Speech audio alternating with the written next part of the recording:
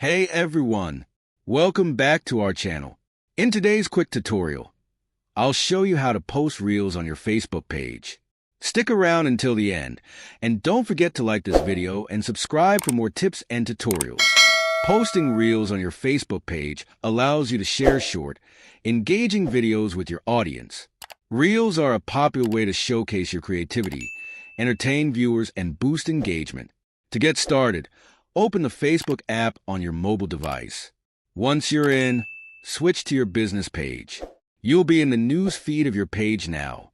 You can create a new reel directly from here, or tap the three horizontal lines in the top right corner to select your page name.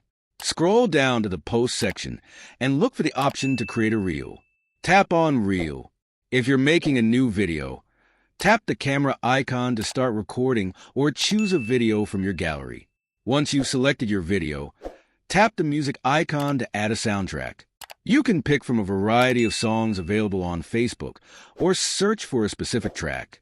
After you add the music, tap Done to continue. You can customize your reel further by adding text, effects, or stickers. When you're happy with your reel, tap the Next button at the bottom. In the text box, you can add a caption, tag people, and adjust any other settings you need.